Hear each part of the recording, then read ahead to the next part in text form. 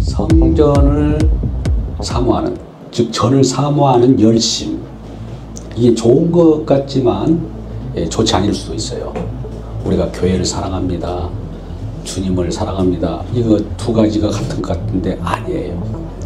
보이는 것과 보이지 않는 것의 차이기 때문에 그렇습니다.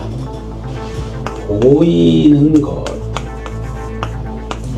보이지 않는 것, 그러나 두 가지 다 존재합니다. 그렇죠?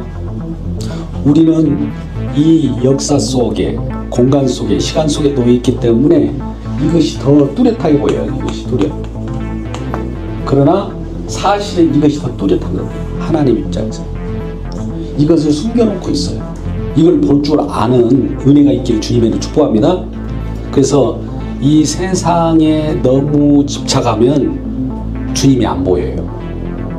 그러니까 이 보이는 것들을 해치고, 보이는 것들을 해집고 보이지 않는 세계로 들어와야 영원한 세계, 천국의 세계에 입성합니다. 할렐루야. 이 보이는 것에서 구약에서 이걸 성전으로 보여줬어요. 성전. 우리가 성전을 지어봤다는 말이죠. 성소, 성막, 성전, 그리고 성읍. 이 같은 어떤 특별한 지역, 고정되거나 이동되는 그 실물을 봄으로써 그 성전 중심으로 우리가 움직여야 된다는 거 알아요. 그림으로 설명하기 위하여 보여준 거. 뭘 보여주려고요? 이걸 알려주기 위하여. 보이지 않는 세계를 이 보이는 것으로 설명하는 거예요. 설명하는 것은 뭡니까? 그 자체가 실체입니까? 그림자입니까? 잘 보세요. 이건 그림자입니다. 그림자. 보여주려고 하는 것은 여기에요. 실체예요. 이게 진짜예요. 진짜. 이건 허상이고 이거는 실상이라고 해요. 이 실상을 받지 못하면 이 실상이 진정한 표적이에요. 이건 기적이라고 하고. 차이가 그런 거예요. 자, 이거 구분하셔서 지금 이것이 마음에 수납되어야 말씀이 들어옵니다. 보이는 걸 가지고 우리가 그걸 이렇다 저렇다 판단할 수가 없어요. 우리 주님은 외모로 판단하지 않고 보이는 것으로 그냥 그 세계가 전부인 양 얘기하지 않습니다. 보이는 세계를 통해서 보이지 않는 세계를 설명하고자 한 거예요. 보이지 않는 세계라고 해서 없는 것이 아니라 실제로 존재하고 그것이 풍성하고 그것이 하나님의 나라이고 그분이 우리에게 예비된 축복의 나라이기 때문에 그렇습니다. 그러니까 우리가 이 땅에 많이 깨져요. 많은 것을 회수해가요. 이 땅의 모든 것들을 이것저것 해집고 주님께서 원하시는 나라를 보여주는 거예요. 이 부분에 대해서 오늘 그래서 성전, 전을 사모한다. 이 이스라엘 백성들이 너무나 성전을 사모했어요.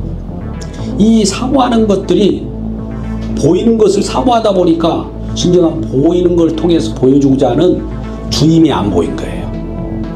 보이는 걸 통해서 진정한 보여주고자 하는 표적이 안 보인 거예요. 우리가 그러잖아요. 기적을 행하면 기적만 보고 막 웅성웅성하고 그 기적이 문제가 아니에요. 기적 배후에 있는 주님의 역사를 봐야 됩니다. 주님의 배후에 진정한 표적이 있어요. 표적이 뭡니까? 궁극적으로 제가 말씀드리고자 하는 건 쉽잖아요. 자, 이스라엘 백성들이 애굽에서 나올 때 그냥 나옵니까?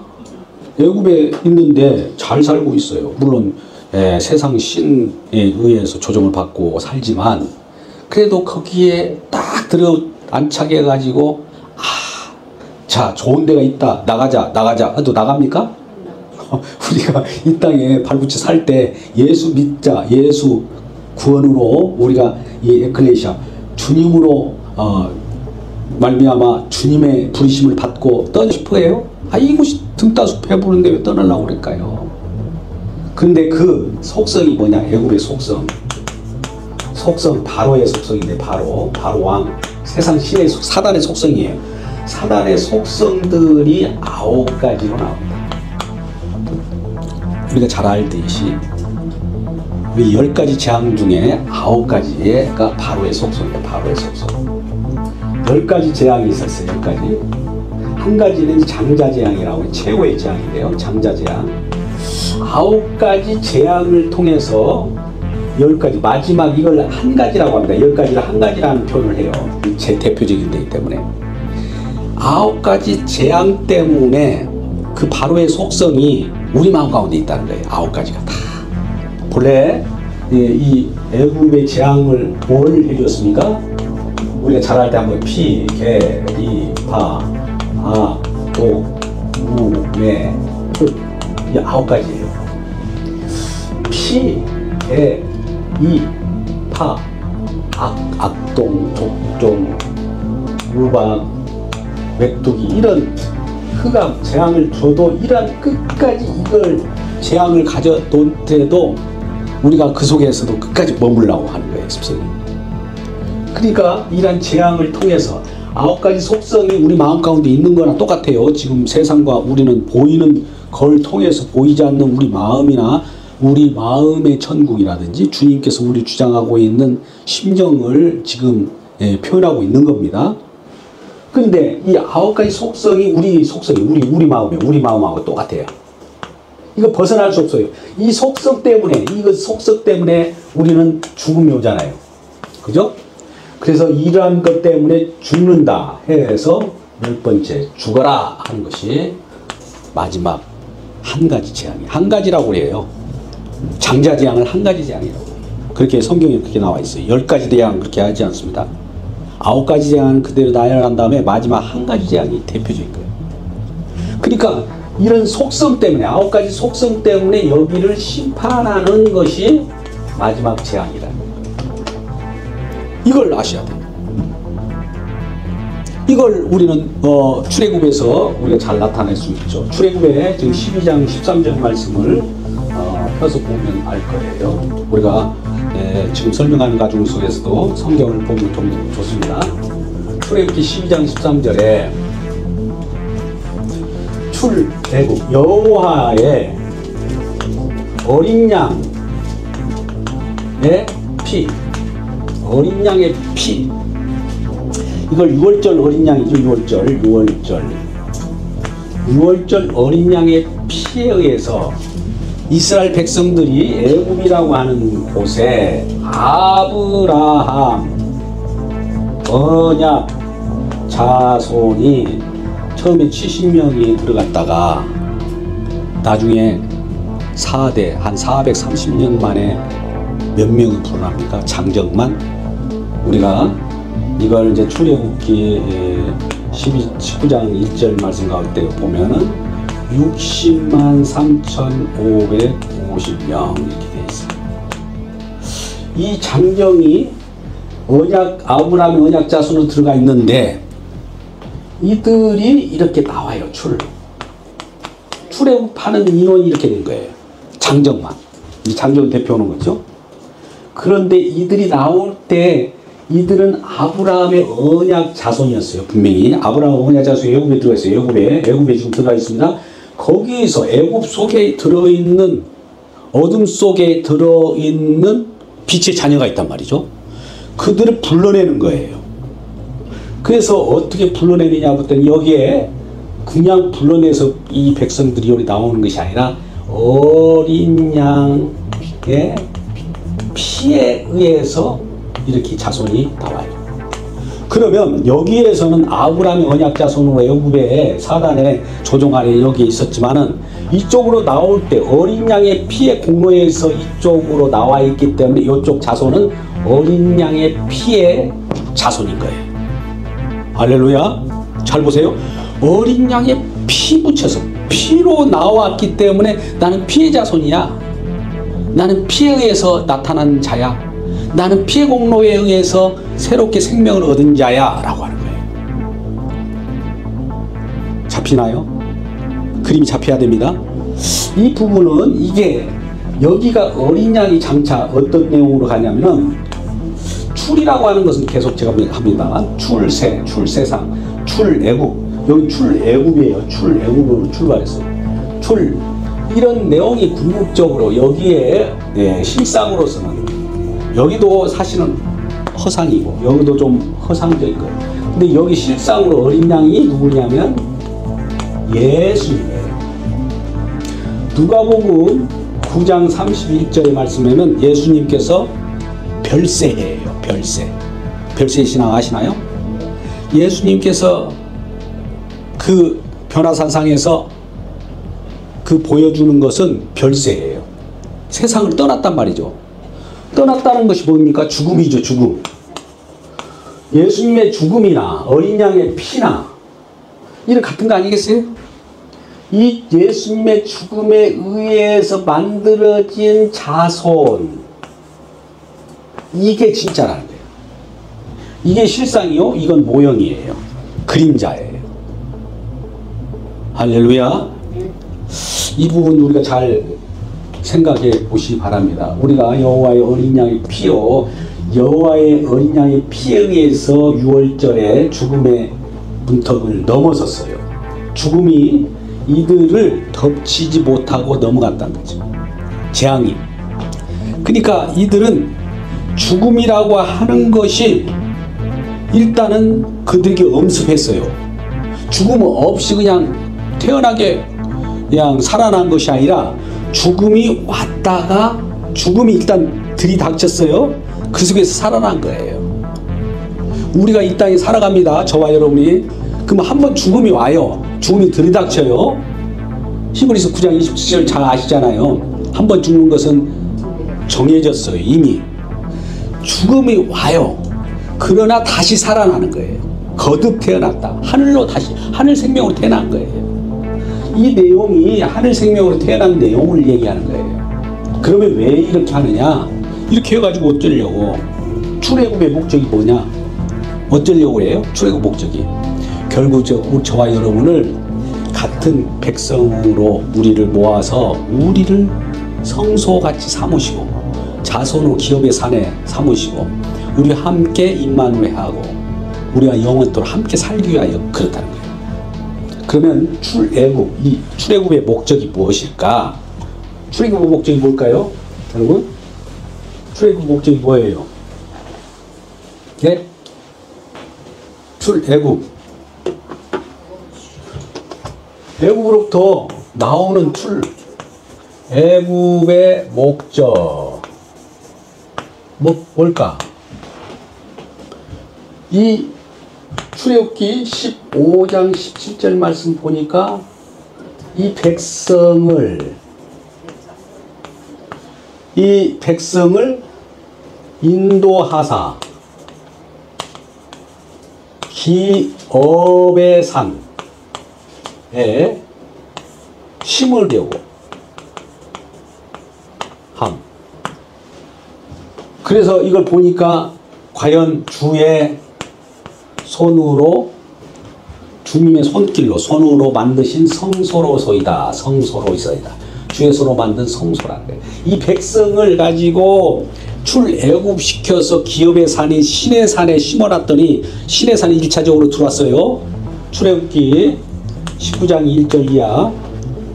그 아까 60만 3,550명이 이렇게 들어왔단 말이에요. 그래서 출애굽기 19장 5절 6절 말씀 제사장의 나라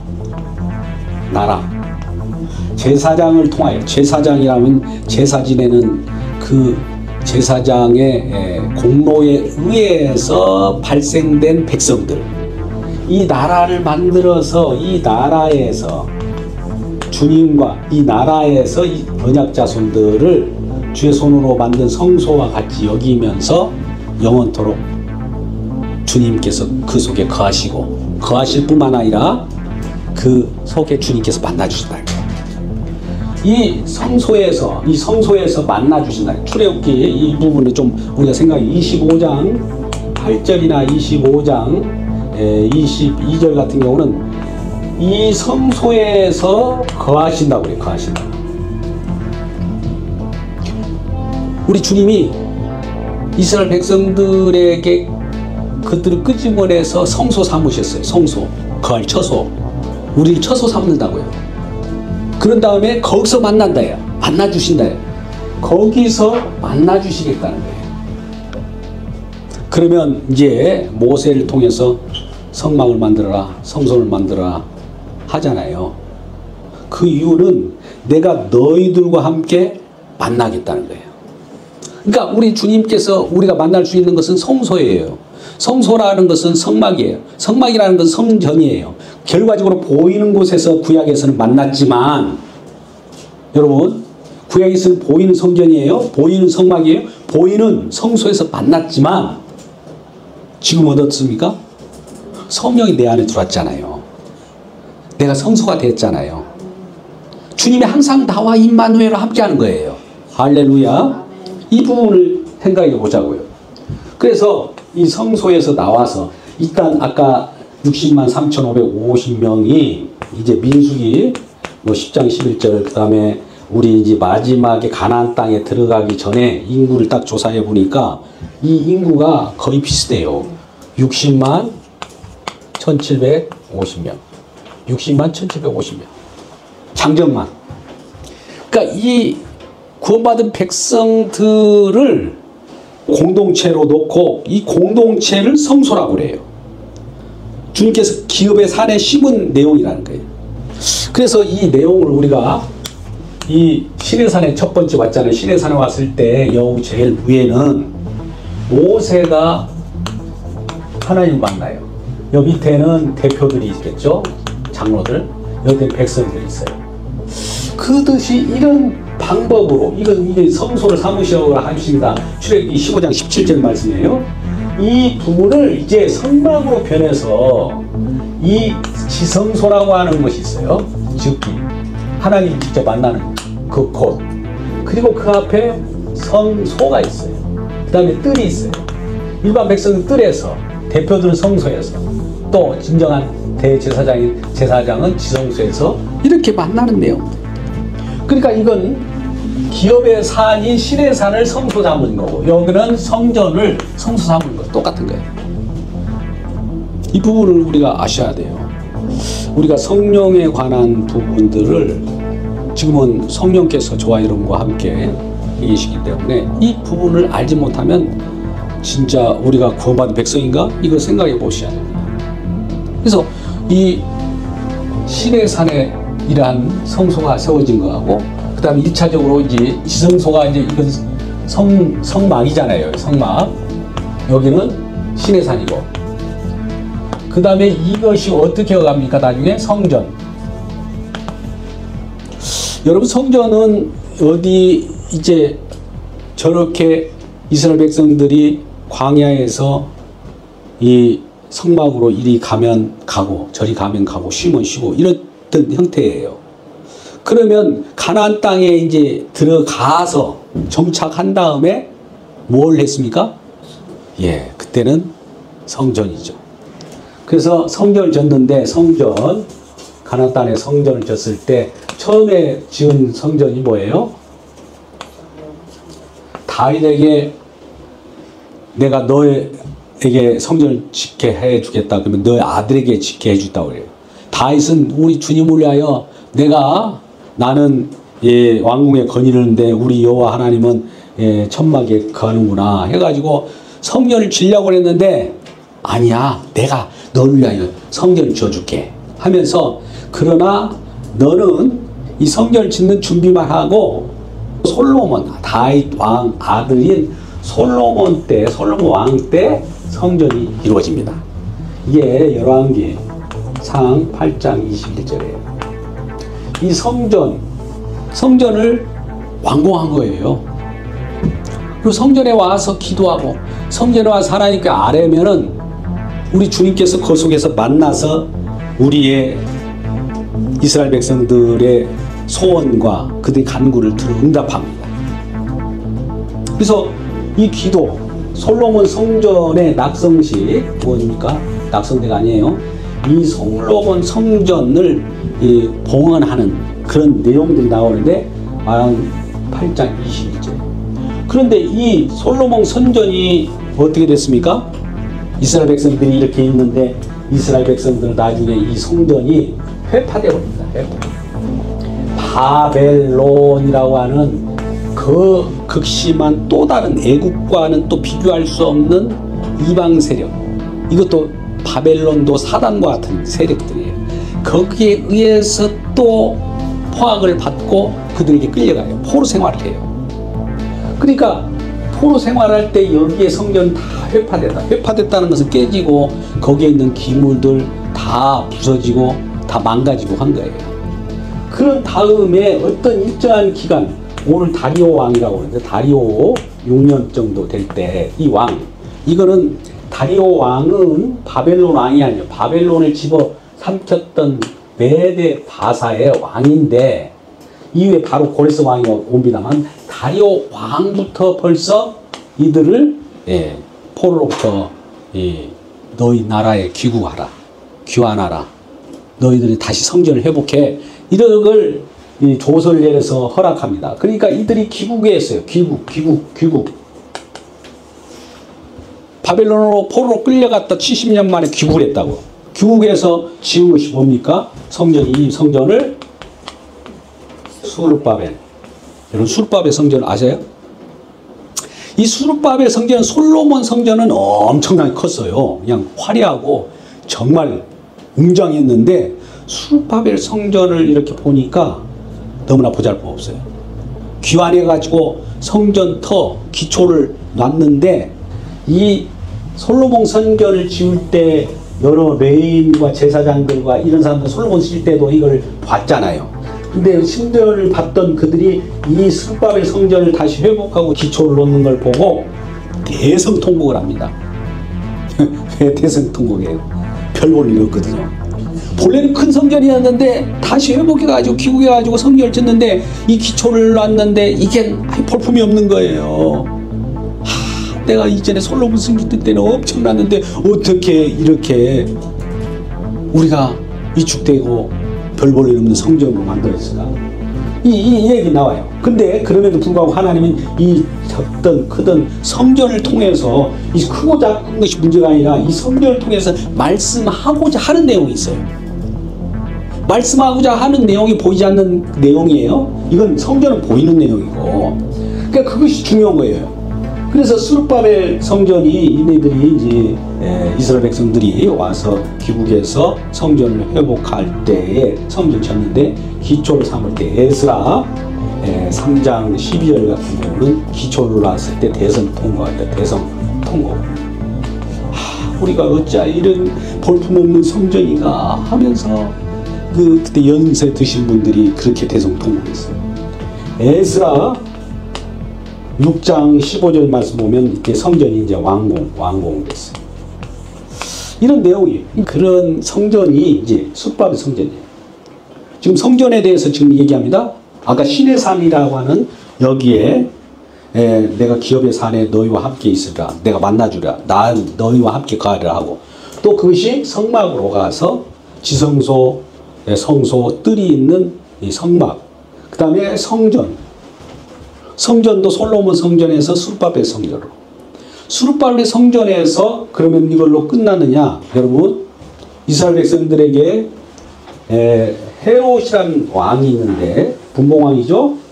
이스라엘의 유대인들의 환심을 사기 위해서 성전을 지어줍니다. 그게 헤롯 성전이죠. 여기서 헤롯 성전. 헤롯 성전. 이건 46년 이상 계속 짓고 있었어요. 예수님 시대에도 성전을 짓고 있었어요. 계속 웅장하게 짓고 있었어요. 그러니까 이 수르바벨 성전도 별 볼 일 없고 이 가운데 짓는 거예요. 여기다가 다시. 그래서 이 엄청난 이 성전을 짓는데 예수님 볼 때 이 성전을 보면서 많은 이스라엘 제자들, 예수님 제자들도 성전 신앙이기 때문에 성전을 오고 가면서 자기 자신을 뽐내고, 우리 예수님 제자들마저도 성전에 어떤 자부심을 가지고 있단 말이죠. 우리의 이스라엘 백성들, 우리 특히나 우리에게는 이런 성전이 우리에게 주어졌어. 그래서 이 성전에서 이 엄청난 일을 벌이는 거예요. 그러니까 물론 성전은 뭐 하는 곳입니까? 제사 지내는 곳이죠. 근데 그 제사 지내는 본질이 피잖아요. 제사 지내는 이 은혜를 아는 거잖아요. 근데 그것은 고사하고 여기가 뭐 하는 곳이냐면은 장사하는 소원이 되고, 엄청난 이 이권을 챙기는 곳으로 이것을 만들었어요. 그러니까 이 보이는 성전을 통해서는 우리가 하는 일이라는 거, 보이는 것 가지고 막 우리 장사도 하고, 보이는 것 가지고 뭔가 만들어서 유상을 만들고, 보이는 것 가지고 설명용으로 써야 되는데 그것이 아니라 보이는 그 자체를 가지고 장사 빚을 했다고요. 뭐 예수님이 뭐라고 합니까? 오늘 본문의 말씀처럼 이것을 헐라 사흘 만에 내가 일으키리라. 그러니까 이 대제사장이나 서기관이나 장로들 입장에서는 이 성전을 헐라고, 우리가 그토록 소중히 여기는 성전인데 성전을 헐라고? 예, 마음이 지금 성전, 헤롯 성전과 같은 그런 데서 장사하고 돈 바꾸고 이권을 챙기고 이런 우리 마음이 여기에 표현되어 있는 거 아니겠어요? 그걸 헐어버려라 이거예요. 우리 욕심 헐어버려라. 이거 헐어라. 우리 인간의 이 제사장들이나 장로들의 모든 그 마음의 표현은 성전에 나타났잖아요. 성전에서 이권을 챙기고 헐라 사흘 만에 일으키라. 이 말은 뭐냐면은 이것을 보이는 성전이죠. 보이는 것은 헐라. 보이는 것을 헐어라. 보이는 걸 헐어. 보이지 않는 것이 뚜렷하게 나타날 것이다 이 말이에요. 제가 그러잖아요. 여러분 세상이 너무 많이 막 가득 찼습니까? 보이는 것이 가득 찼습니까? 헐어라. 허는 것은 뭡니까? 금식하라 이 얘기예요. 우리가 세상이 너무나 크게 보이고 세상 속에서 팍 거기에 물러 앉고 그 짐에 정말 수고스럽게 이렇게 있는 자들은 그 짐을 덜기 위해서는 내 금식, 세상을 먹었던 것, 세상을 먹은 것을 뱉어내라 이게 금식이에요. 심지어 금식은 우리가 이사야 58장에 나오지만 하나님 기뻐하신 금식은 흉악을 풀어주며 긍휼을 행하고 고아를 돕는 거라고 그래요. 왜 그러냐면 내 욕심을 채우려고 막 했던 것들을 반대로 해보라는 거예요. 반대로. 너 마음에 욕심을 비우라는 거예요. 비우는 거 뭡니까? 구제하라고 하고 다른 사람을 억압해가지고 짜해서 내 욕심 부렸던 이런 것들을 끌어내라는 거예요. 할렐루야. 그래서 이러한 성전이 헐어졌을 때, 이 마음의 성전이 헐어지면 여기에다가 우리께서는 성령을 보냅니다. 여러분 보십시오. 이게 굉장히 중요하죠. 여러분은 예수님께서 이 땅에 오실 때 말씀이 육신이 되어 우리 가운데 거하심에 우리가 그 영광을 보니 아버지 독생장의 영광이요 은혜와 진리가 충만하더라고요. 요한복음 1장 14절 말씀이 예수님이에요. 말씀이 육신이 되어서 우리 가운데 우리와 함께 거하심에 이 영광을 보니까 이렇게 보면 말씀이 이 땅에 오셔서 성전으로 내려오는 거 보니까 그 영광을 보니 독생자의 영광, 우리 주님의 놀라운 은혜가 충만하더라. 이 예수님의 인카네이션이잖아요. 진정한 성소가 우리 가운데 오는 거잖아요. 예수님의 성소에서 하는 일이 뭡니까? 이 어린 양의 피가 어떻게 말씀이 육신이 되었다는 건 피가 내려오는 거예요. 보혈이 피가 우리 가운데 육신 가운데 내려와서 십자가에 지잖아요. 미리 그걸 보니까 독생자의 영광이요 은혜와 진리가 충만한, 그게 은혜고 진리라는 거예요. 여기까지 알기를 주님의 이름으로 축복합니다. 그럴 때 이 예수님께서 이제 요한복음 말씀을 할 때 요한복음 14장 1절 이하에 2절에 이런 말씀이에요. 예수님이 갑자기 어디를 간다고 그래요. 예수님 어디 가셔요? 예수님 제자들이니까 내가 너희를 떠나서 멀리 갔다가 다시 돌아올 때 너희들 위하여 예비한 처소를 예비하여 해놓고 오겠다는 거예요. 그러니까 예수님이 떠난다고 하니까 제자들이 막 어떻게 해요? 불안하잖아요. 근심이 막 생기잖아요. 우리가 함께 있다가 또 어디로 가는 거야? 육신적으로 함께 있다가 그러나 성령으로 함께 하기 위하여 떠난 거예요. 할렐루야. 그랬을 때 이 제자들이 막 불안한 거예요. 그럴 때 너희는 근심하지 말라. 하나님 믿으니 또 나를 믿으라 하면서 내가 너를 위하여 처소를 예비하러 가니 처소를 예비하러 가니 처소가 성소나 똑같으니 성소를 예비하러 가니 그때 내가 이것을 다 만들면 와서 너희와 함께 거하려고 할 것이다. 그때가 온다는 거지. 그래서 요한복음 14장 우리가 잘 알다시피 20절 말씀에 굉장히 중요한 말씀입니다. 때가 되면 이제 딱 다 만들어서 끝났어. 처소를 만들었어요. 때가 되면 예수님께서 이제 우리에게 말합니다. 너희가 내 안에, 내가 너희 안에, 내가 아버지 안에 있는 날, 그날이 온다는 것이지. 그게 뭐예요? 저와 여러분이 성령을 주셔고 성령 받은 날이에요. 성령 받기를 주님의 이름으로 축복합니다. 성령 안에 있다는 것은 우리 주님이 이미 우리와 함께 임재해서 우리와 함께 하는 거예요. 성소 삼아서. 그래서 이 14장 20절 말씀과 같이 우리와 함께 거하며 그 영광을 보니 진정한 말씀 육신되어 있는 그분이 다시 우리의 성령으로 와서 우리와 함께 하시는 거예요. 지금은 성령을 받고 너희가 예루살렘과 온 유대와 사마리아 땅까지 이르러 내 증인이 되라. 그러면 성령으로 우리가 함께 하는 건 뭡니까? 나 예수 나를 증언해 줘. 나를 높여 줘. 나를 세상의 으뜸으로 삼아. 나를 마주에 최고로 너희들이 받들고 살아가는 것이 너희들 생명이다. 이렇게 말씀하신 거예요. 할렐루야. 물론 여기에 우리가 에스겔서 48장 35절에 이 성읍으로 또 여호와 삼마라고 하는 주님 우리와 함께하는 그러한 내용들이 있어요. 우리 주님은 그러한 곳을 원해요.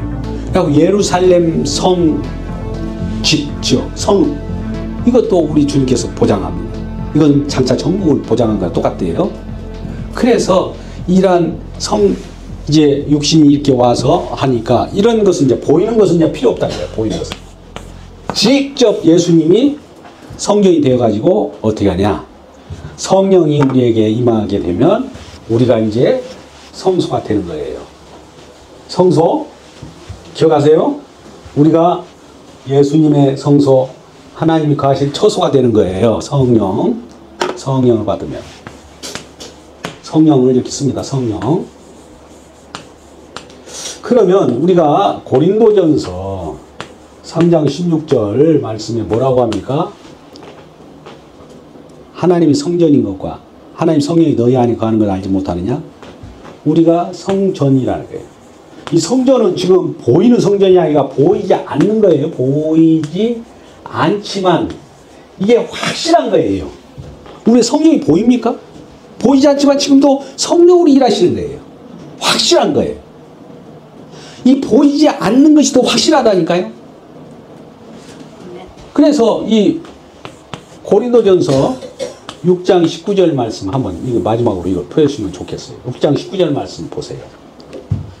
너희가 주께 받은 바 하나님께로 받은 바 너희